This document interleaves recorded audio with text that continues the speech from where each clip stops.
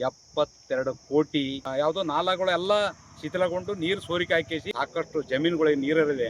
ಬೆಂಗಳೂರು ಬಾಂಬೆ ಹೋಗ್ತಕ್ಕಂಥ ಒಂದು ಕಣ್ಣಿಗೆ ಬೆಣ್ಣಿ ಒಂದು ಕಣ್ಣಿಗೆ ಸುಣ್ಣದಂತಕ್ಕಂಥ ಹತ್ತಿಕೂಣಿ ಬಲ್ಲಿ ನಾವೆಲ್ಲ ಎರಡು ನಾವು ಹೋರಾಟ ಮಾಡ್ತೀವಿ. ಅವ್ರಿಗೆ ಕೂಡ ಸಾಮಾಜಿಕ ನ್ಯಾಯ ಕೊಡಿಸ್ತಕ್ಕಂಥ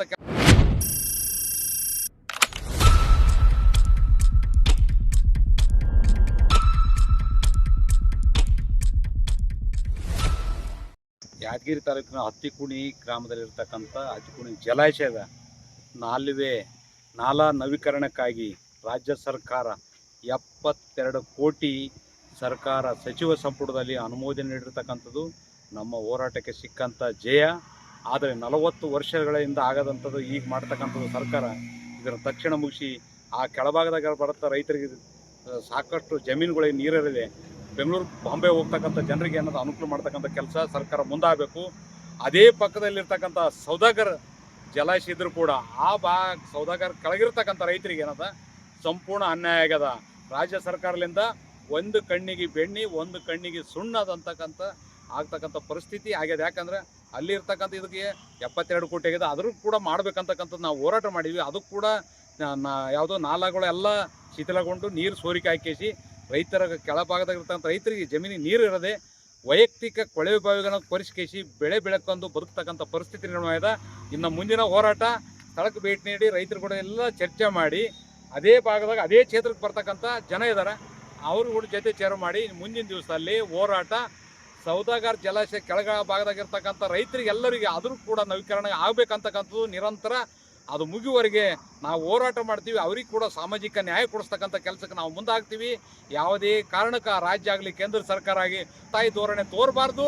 ಅವ್ರಿಗೆ ಕೂಡ ಸಾಮಾಜಿಕ ನ್ಯಾಯ ಕೊಡಿಸ್ತಕ್ಕಂಥ ಕೆಲಸ ಎಲ್ಲ ಅಧಿಕಾರಿಗಳು ಮತ್ತು ಜನಪ್ರತಿನಿಧಿಗಳು ಮುಂದಾಗಬೇಕು. ಇಲ್ಲದಿದ್ದರೆ ಮುಂದಿನ ದಿನದಲ್ಲಿ ತಕ್ಕ ಪಾಠ ಕಲಿಸ್ಬೇಕಾಗ್ತಕ್ಕಂಥದ್ದು ಇದೇ ಸಂದರ್ಭದಲ್ಲಿ ಎಚ್ಚರಿಕೆ ನೀಡ್ತಿದ್ದೇನೆ.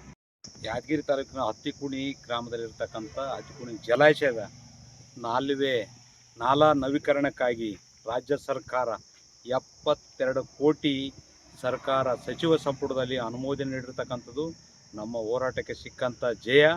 ಆದರೆ 40 ವರ್ಷಗಳಿಂದ ಆಗದಂಥದ್ದು ಈಗ ಮಾಡ್ತಕ್ಕಂಥದ್ದು ಸರ್ಕಾರ ಇದನ್ನು ತಕ್ಷಣ ಮುಗಿಸಿ ಆ ಕೆಳಭಾಗದಾಗ ಬರುತ್ತಾ ರೈತರಿಗೆ ಸಾಕಷ್ಟು ಜಮೀನುಗಳಿಗೆ ನೀರಿದೆ. ಬೆಂಗಳೂರು ಬಾಂಬೆ ಹೋಗ್ತಕ್ಕಂಥ ಜನರಿಗೆ ಏನಾದ್ರು ಅನುಕೂಲ ಮಾಡ್ತಕ್ಕಂಥ ಕೆಲಸ ಸರ್ಕಾರ ಮುಂದಾಗಬೇಕು.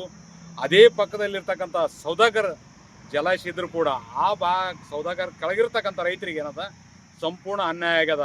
ರಾಜ್ಯ ಸರ್ಕಾರದಿಂದ ಒಂದು ಕಣ್ಣಿಗೆ ಬೆಣ್ಣಿ ಒಂದು ಕಣ್ಣಿಗೆ ಸುಣ್ಣದಂತಕ್ಕಂಥ ಆಗ್ತಕ್ಕಂಥ ಪರಿಸ್ಥಿತಿ ಆಗ್ಯದ. ಯಾಕಂದರೆ ಅಲ್ಲಿ ಇರ್ತಕ್ಕಂಥ ಇದಕ್ಕೆ 72 ಕೋಟಿ ಆಗಿದೆ. ಅದ್ರೂ ಕೂಡ ಮಾಡ್ಬೇಕಂತಕ್ಕಂಥದ್ದು ನಾವು ಹೋರಾಟ ಮಾಡಿದ್ವಿ. ಅದು ಕೂಡ ಯಾವುದೋ ನಾಲಾಗಳು ಎಲ್ಲ ಶಿಥಿಲಗೊಂಡು ನೀರು ಸೋರಿಕೆ ಹಾಕಿಸಿ ರೈತರ ಕೆಳಭಾಗದಾಗಿರ್ತಕ್ಕಂಥ ರೈತರಿಗೆ ಜಮೀನಿಗೆ ನೀರು ಇರದೆ ವೈಯಕ್ತಿಕ ಕೊಳವೆ ಬಾವಿಗಳನ್ನು ಕೊರಿಸಿಕೇಸಿ ಬೆಳೆ ಬೆಳಕೊಂಡು ಬದುಕ್ತಕ್ಕಂಥ ಪರಿಸ್ಥಿತಿ ನಿರ್ಮಾಣ.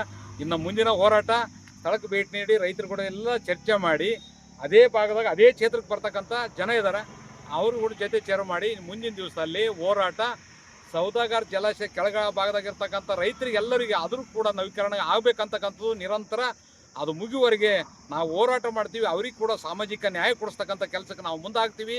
ಯಾವುದೇ ಕಾರಣಕ್ಕೆ ರಾಜ್ಯ ಆಗಲಿ ಕೇಂದ್ರ ಸರ್ಕಾರ ಆಗಿ ಮಲತಾಯಿ ಧೋರಣೆ ತೋರಬಾರ್ದು.